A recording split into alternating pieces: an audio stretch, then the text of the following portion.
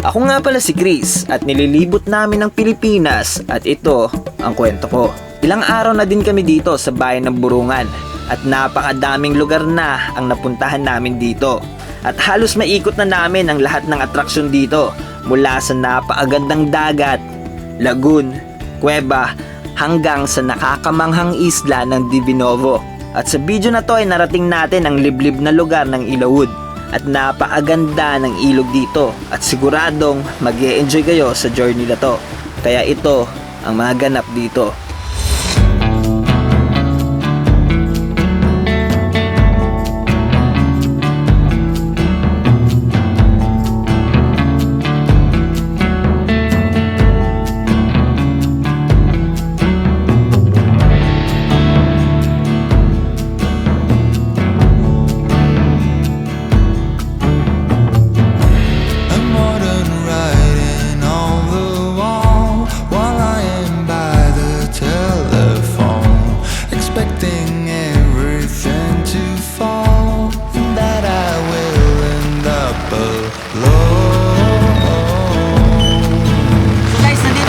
Sa liblib na lugar ng Burungan City at kung mapapansin nyo, sinamahan tayo ngayon ng mga taga-tourism para ipakita sa inyo kung gaano kaganda dito sa bayan ng Burungan. Pero itong pinuntahan namin, medyo liblib to guys kasi siguro sabihin natin mga nasa 15 km yung papasok dito and wala masyadong, halos wala ngang bahay dito halos wala kang makikita mga bahay dito kaya ganun siya ka liblib yung lugar na napasukan natin. Pero napipil namin yung safety namin dahil kasama natin yung mga taga-tourism and para mapakita sa inyo kung gaano aganda dito sa bayan ng Burungan. Kaya samahan nyo kami na enjoyin yung moment na to and umuulan ngayon. Basang-basa na ako sa ulan kasi ako nag-drive ng motor na yan. Kaya tingnan natin kung gaano ba talaga aganda dito. Itong spot pala namin ngayon, isa siyang ilog. And gusto ko ipakita sa inyo kung gaano aganda yung ilog na yan. Ang sarap ng pakiramdam ngayon kasi umuulan and ang lakas ng ulan. And enjoyin natin tong moment na to. Maligo tayo dyan sa ilog nila. At sa ulan, syempre napakasarap ng ulan ngayon. Napakapayapa, napakasarap sa pakiramdam na ma-enjoy natin yung buhay natin ngayon. And samahan nyo kami na explorein yung napakagandang lugar na to. Kaya tara, enjoyin natin to. Sheesh! Medyo nasa liblib kaming parte ng bayan ng Burungan. Probinsyang-probinsya ang nararamdaman ko sa lugar na to. Dahil kahit sa daanan ay may maaabutan kang mga baboy na binabantayan ng mga locals dito. Nakakatuwa na makita silang ganito. Ano po nangyari sa mga baboy niyo kaya? Nakawala? Hindi nagkasya sa tinargahan. Hindi nagkasya sa kinargahan. Saan niyo po dadalhin yan? Sa Burungan. Ay, doon pa? Merkado. Pabalik? Merkado. Ay, para katayin na to. Pabalikan pa. Ay, babalikan pa sila. So, binabantayan niya lang. Kala namin nakawala kanina eh.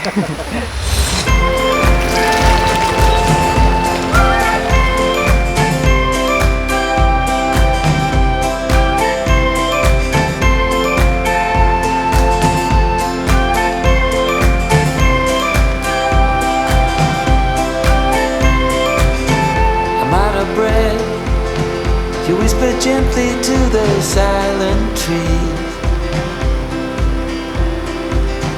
I won't forget. You know the secrets of the late night breeze. It's all pretend. Don't you worry now. Don't you worry now, my love.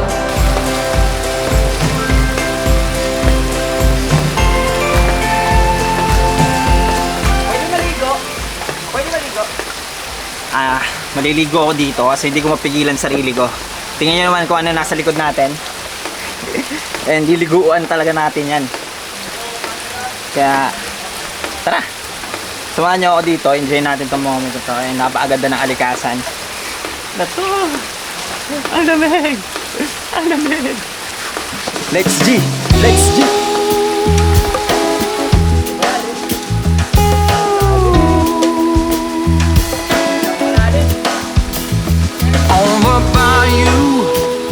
By the delta, there's a river that runs both ways, and the cypress alleys go on for days.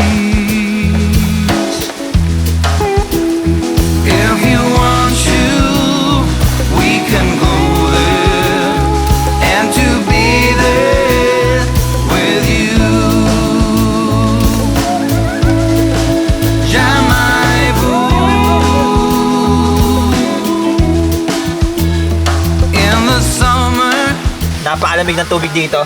And tingnan nyo naman. Ina-enjoy ko lang tong moment na to ha. Gusto ko na ipakita sa inyo kung gaano aganda dito. Siguro ilalagay ko na lang siguro dito kung nasan tayo ngayon kasi hindi ko alam kung nasan kami. At yung nakakaalam yung taga-tourism and dinala na tayo ng mga taga-tourism dito para mapakita kung gaano aganda yung bayan nila. Siguro kain muna ako kasi kumakain na sila doon. And ako nagdesisyon muna ako maligo kasi napakaganda ng lugar and napaka-presko. Napakalamig lang kasi umuulan at ang lamig ng tubig nito galing siguro to sa ilog. Flowing water siya kaya siguradong mag-enjoy kayo dito. Maganda to kung may kasama kayo, pamilya, friends, or relatives, or kung sino man kasama nyo. Dali nyo dito sa lugar na to. And makikita nyo naman kung gaano kapayapa dito, kung gaano kapresko. Lalo na, kung marami tayong iniisip, marami tayong nararamdaman, ito yung isa sa mga best spot para mag-relax, mag-unwind, para mas gumaan yung mga iniisip mo at mga nasa loob mo. And syempre, pag naririnig mo yung tunog ng kalikasan, tunog ng nature, mga huni ng ibon, talagang nakaagaan talaga sa pakiramdam. And samahan nyo kami, enjoy natin itong moment na to. And gusto ko ipakita sa inyo kung gaano aganda ang place, kung gaano kapayapa, and kung gaano ka sarap mabuhay. Kaya tara guys, enjoy natin ang moment na to. Sheesh! Ay! Guys, may nakita ko kanina sa labas. Parang mas gusto ko doon. Gusto ko maligo doon. May nakikita ko locals kanina, naliligo dito. Ay, may hagdan! So dito naliligo yung mga locals guys. Try natin maligo dito kasi kanina binakita ko naliligo dito and gusto ko subukan na maligo dito. And parang yung tubig doon sa loob parang dito rin galing kaya tara, ligo muna tayo. Hindi na nga ako nakakain dahil sa pagka-excite ko na maliguan ng ilog na to. Paano ba naman kasi? Sinong hindi makakatanggi sa gantong klaseng lugar? Matagal na din kasi kaming nasa kalsada at madalas nasa tabing dagat ang mga ruta namin. Kaya medyo nakakamiss ang gantong klaseng adventure.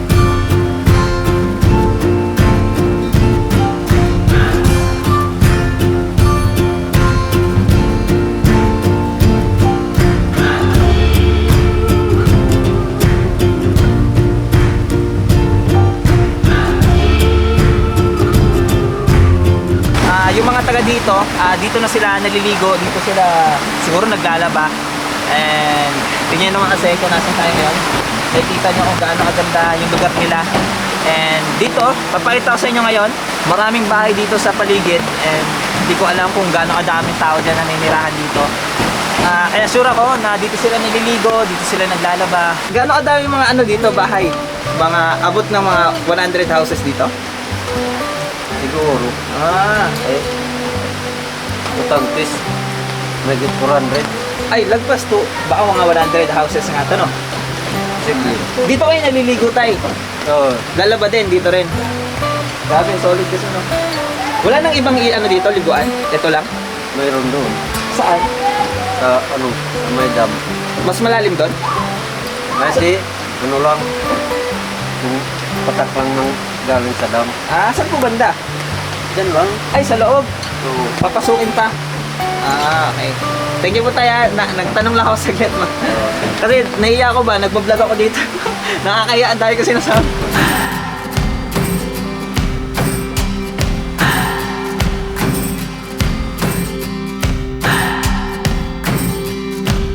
What do I believe?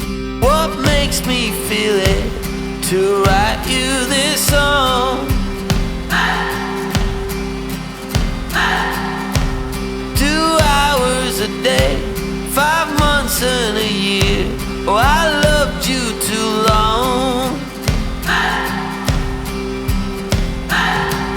You keep blowing me out, I keep holding you in. I keep asking myself, oh, why do you still hurt? Why do you still hurt? Yung mga babay kanina, guys.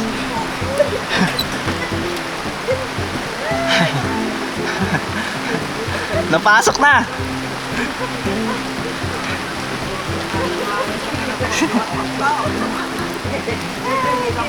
Sayang di ko naabutan. Sayang di ko naabutan.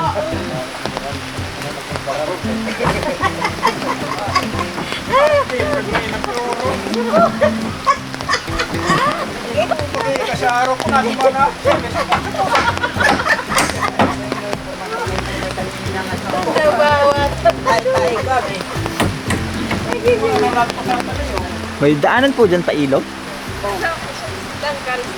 Pa? Kulungan ng baboy. Ah, dyan po. Diyan. Sa ilalim. Sa ilalim po, mga kulungan.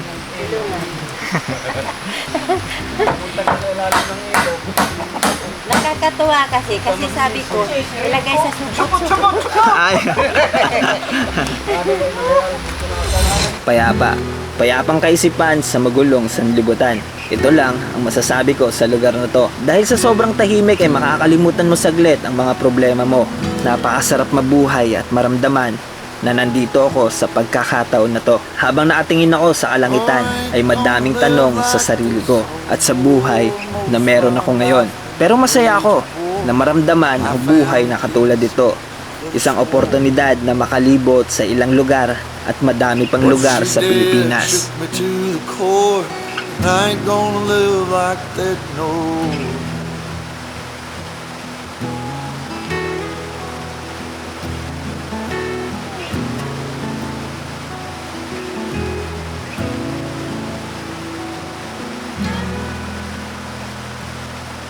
Well, I ain't gonna live like this no more. Trouble comes when the barmaid pours another for a man who should have found the door. Oh, when I get going, you can hear me roar. Pauwi na kami guys, siguro lilipat tayo ng ibang location and tingnan natin kung ano meron sa ibang location. Pero tingnan nyo naman kung gaano kasarap yung feeling dito and sana nag-enjoy kayo dito sa mga napuntahan natin. Pero ngayon lilipat na kami, di ko alam kung saan kami lilipat and abangan nyo kami kung saan man tayo pumunta. Sama-sama natin tuklasin yung bawat lugar and alamin ang mga kultura, mga tradisyon, mga magagandang lugar. Tingnan naman kung nasan tayo ngayon. Enjoy natin tong moment na to. Nandito po tayo sa resort. Woohoo! Ang hirap, minsan ang hirap enjoyin yung sarili, lalo na kung may mga iniisip ka. Pero kahit na ganon, kailangan natin tanggapin, mahalin yung sarili natin and enjoyin yung mga moment na katulad nito. Kahit mga simpleng mga moment katulad nito, dapat pahalagahan natin, bigyan natin ng importansya at mahalin natin yung sarili natin. Kasi minsan talaga sa buhay, maraming mga challenges, maraming mga trials. Pero kahit na gano'n na maraming mga challenges sa atin, dapat matuto tayo na tanggapin yung mga nangyayari and mag-move on and gawa natin ng paraan. Kasi alam ko naman na katulad ng sinabi ko natin, wala namang problema na binigay sa Panginoon na hindi natin kaya solusyonan. Kasi darating ang panahon na magkakaroon din yan ng solusyon. And habang nandito tayo sa mundo, enjoy natin itong moment na to. Mahalin natin itong mga pagkakataon na to, mga simpleng bagay na katulad nito. This old ship's coming back to shore, 'cause I ain't gonna live like this no more.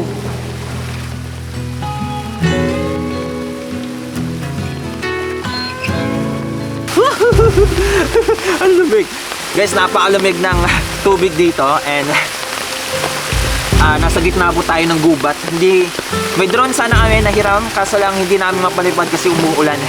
At siguro pauwi na kami, lilipat lang tayo ng ibang spot and abangan nyo na lang kung saan tayo papunta, mga susunod na video natin. And thank you sa panonood. Ang lamig-lamig and see you guys sa mga susunod nating video. Sheesh! So guys, lilipat na tayo ng ibang spot. Sila kuya nasa jeep, ako magdadala ng motor. And abangan nyo na lang susunod nating video kung saan tayo papunta. And see you sa mga susunod nating video. Sheesh! Sa ngayon nandito pa kami sa bayan ng Borongan at ilang araw na lang ay aalis na tayo para lumipat sa isla ng Mindanao. Malayo pa ang biyahe natin, pero malayo man ay malayo na tayo kung saan tayo nag-umpisa noon. Ang ganda mo, bayan ng Borongan.